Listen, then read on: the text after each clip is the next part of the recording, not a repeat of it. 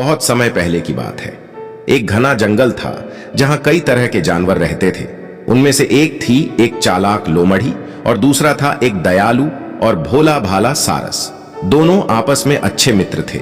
वे अक्सर मिलते, बातें करते और जंगल की खबरें साझा करते। लेकिन लोमड़ी अपनी चतुराई और चालाकी के लिए जानी जाती थी।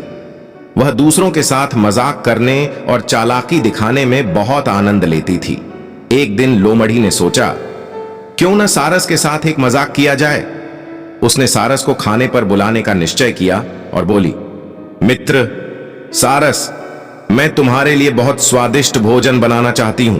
क्या तुम कल मेरे घर भोजन के लिए आओगे? सारस को बहुत खुशी हुई। उसने सोचा कि यह तो बहुत अच्छा होगा। दोस्त के साथ समय बिताने और स्वादिष्ट भोजन का आनंद लेने का मौका मिलेगा।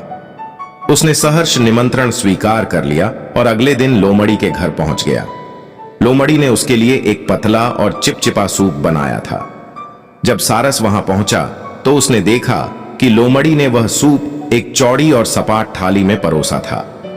लोमड़ी आराम से अपनी जीभ से चाट चाट कर सूप पी रही थी, लेकिन बेचारा सारस अपनी लंबी चोंच से कुछ भी नहीं खा सका। सारस ने बहुत कोशिश की, लेकिन उसकी चोंच बार बार थाली पर फिसल जाती और वह एक भी बूंद सूप नहीं पी सका। लोमड़ी यह सब देख रही थी और मन ही मन हंस रही थी। क्या हुआ मित्र, तुम्हें मेरा खाना पसंद नहीं आया? लोमड़ी ने हंसते हुए पूछा। सारस को समझ आ गया कि लोमड़ी ने उसके साथ चालाकी की है, लेकिन वह बहुत समझदार था, इसलिए बिना कुछ कहे मुस्कुराया और घर वापस चला गया। उसने मन ही मन लोमड़ी को सबक सिखाने का निश्चय कर लिया। कुछ दिनों बाद सारस ने लोमड़ी को अपने घर भोजन के लिए बुलाया। लोमड़ी को यह सुनकर बहुत खुशी हुई। उसने सोचा, वाह, अब मुझे भी एक बढ़िया दावत मिलेगी। वह समय पर सारस के घर पहुंच गई। सारस ने स्वादिष्ट खिचड़ी बनाई थी। उसकी सुगंध चारों ओर फैल रही थी।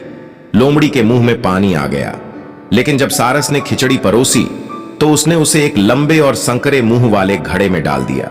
अब सारस अपनी लंबी चोंच को घड़े में डालकर आराम से खिचड़ी खा रहा था, लेकिन लोमड़ी के लिए घड़े के अंदर से खाना निकालना असंभव था। उसने कई बार अपने मुंह को घड़े के अंदर डालने की कोशिश की, लेकिन वह कुछ भी नहीं खा पा रही थी। अब लोमड़ी को अपनी गलती का एहसास हुआ। वह समझ गई कि सारस ने उसे उसी की चालाकी का जवाब दिया है। वह शर्मिंदा होकर सिर झुकाए बिना कुछ खाए पिए घर वापस चली गई।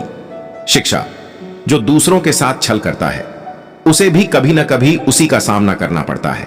दूसरों के साथ वैसा ही व्यवहार करो